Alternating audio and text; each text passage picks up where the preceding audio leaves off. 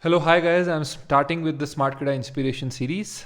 Today's videos and also the upcoming videos will be heavily influenced from Swami Vivekananda. He was one of the most important intellectual and spiritual forces of the 19th and the 20th century. And I will be dealing with then Jordan Peterson, Jordan B. Peterson, sir. He is the most famous living Canadian ever, and he is the most famous living intellectual ever. So I'll be taking we'll be starting from the start, aim. So part one today is aim. Many of time we must have heard this quote, arise, awake and stop not till the goal is reached. So what does it really mean? Like, should we choose any goal? Should we choose like any physical goal? Should we choose any spiritual goal? According to Swami Vivekananda, once we take a goal of any type, let us say material, spiritual, or if we can sub-gratify material, then it can be intellectual. Then we should put all our work into it to make it to see it as a success. But for success, he says that we should let the focus on the means of how we are doing it.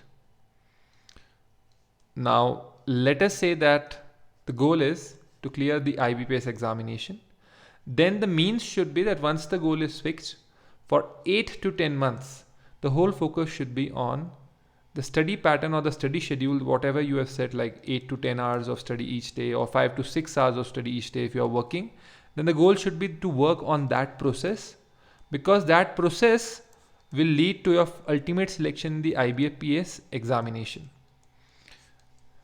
The quote means arise, awake and stop not until the goal is reached. I think it was taken from an Upanishad.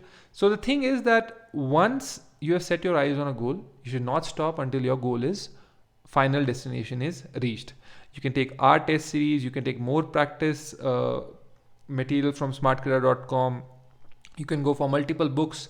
But the goal is that whatever goal you have taken, IBPS or spiritual or intellectual, that should go and you should fulfill it.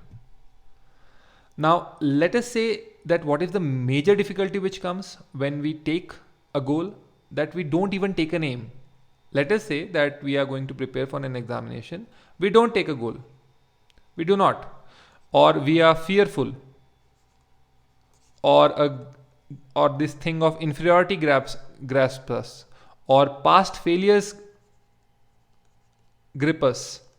So in that, Jordan B. Peterson says in a very important book, his second book has come out, that we should take aim even if it is badly taken, because in that process of aim, let us say that you chose this peak and your peak capacity was this, right? So when you went here, you realize that this was a very small aim. I wanted to be a PO, but I am a clerk. Right, I aimed for clerk whether I should have tried for PO. But when you are at this position, this PO goal will be more achievable. Compare this to a man who is standing here. For him, this peak is also huge and this peak is unfathomable. So one should try that he should take an aim. Even after 1 to 2 years that you realize, okay, I made for, let us say, an IAS examination or a judiciary examination or high RBI grade B examination, then it is better that you first reach here to take a small aim, or you consider it at that point of time a bad aim, and then you reach whatever aim you set upon, because your mindset will be clear, your own capacity levels will be clear to you, your own value and worth will be clear to you. So example, let us say that you are very bad in maths and RBI has a very, very good level of maths that comes. So you won't take this aim. Perhaps you will take a middle aim, that is IBPS, PO, or any other examination which doesn't have that much amount of maths. Let us say OTA Chennai, OTA Indian Army examination, which doesn't have maths. Now, the next thing that comes after you have taken an aim is that you should train your mind, because without training the mind, even well taken aims, let us say you started with RBI grade B, you did not take clerk. Now you started with the RBI grade B or the IBPS PO examination, and suddenly you find yourself haywire because of multiple girlfriends, multiple boyfriends, let us say a lot of habits which are not conducive drugs, too much amount of smoking, too much amount of liquor, which was not your destined habit. Like you wanted that 8 to 10 hours, you should focus on your goal. You have a very steady relationship which is helping you to grow, not going in wayward relationship in between your preparation. Then that's the goal that you set yourself upon, and you have trained your mind that you will not go for expediency. Expediency is short term, but you will go for long term goals. Now the next thing that after training the mind comes is that whatever you aim at determines what you see.